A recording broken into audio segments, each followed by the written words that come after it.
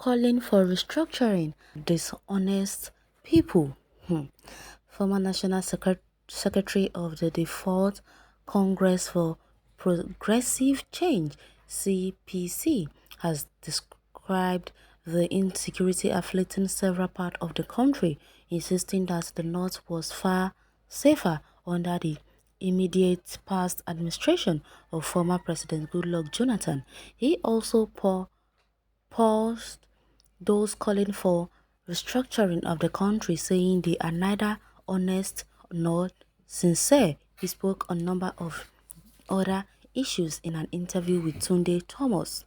How do you see the recent call by Governor Aminu Masari of Katsina State and other leaders that Nigerians should defend themselves from bandits and kidnappers?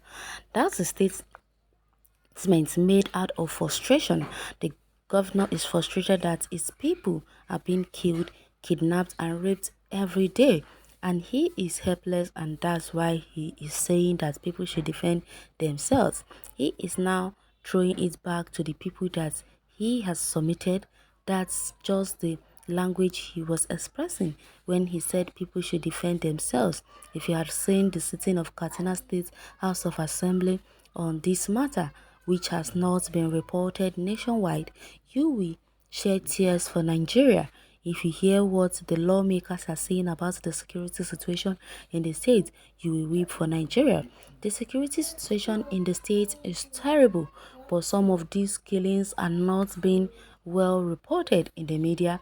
The killings going on in Taraba and Adamawa states are they mean well reported? No, 90% of the people in the north believe that Buhari government is working for the south, especially in the northwest, although I don't personally believe so, but that's the belief of many northerners. The north was even safer when Jonathan, a southerner, was in position than now, when Buhari, a northerner, is the president. This is a bitter truth even now in many parts of northern Nigeria.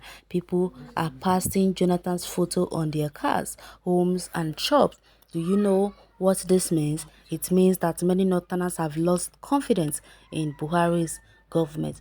It's very worrisome development, and from the look of things, is getting worse by the day. Insecurity has become a national embarrassment. This is no longer the Nigeria of Yuri. It is no longer the Nigeria our founding fathers labored very hard to build.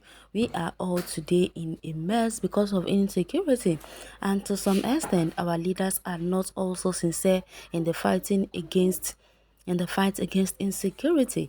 This is a serious issue that is affecting all of us, and concerted efforts must be made to find a lasting solution.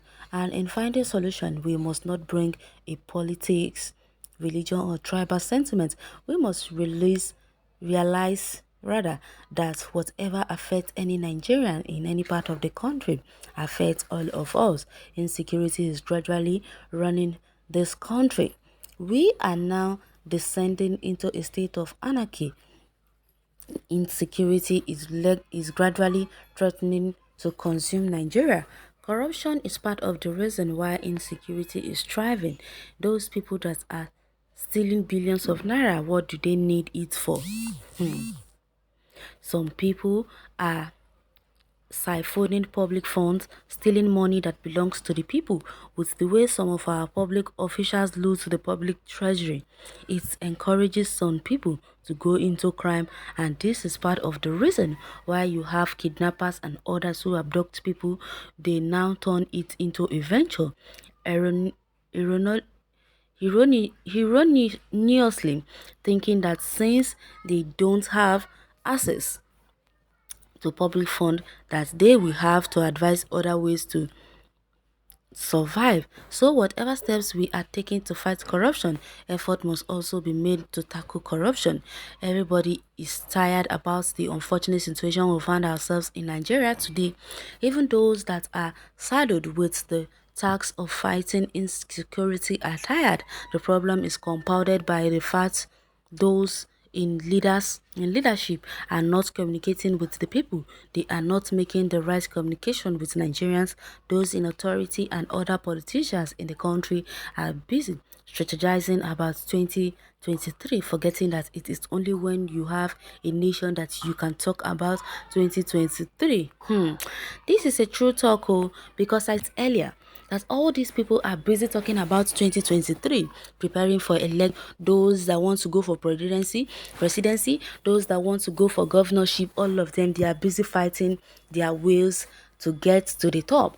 But they are forgetting one thing, that there is one problem in Nigeria, which is the problem of insecurity, and it's growing by the day, and they are doing nothing about it. Instead, they are busy thinking about how to go for presidential election.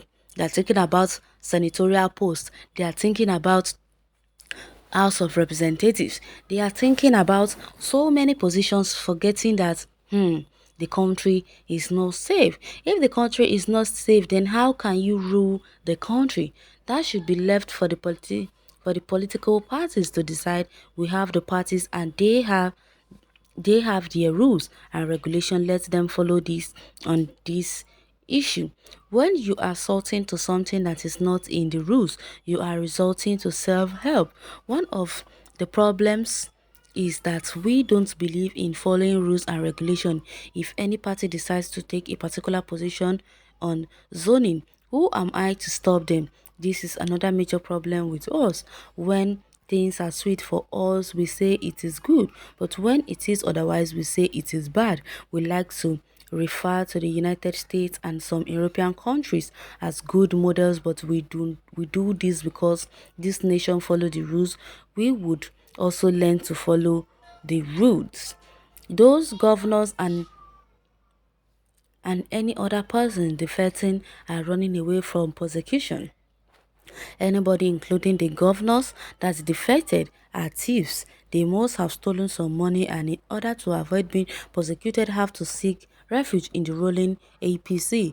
Those governors are jumping sheep because they have skeletons in their cupboard.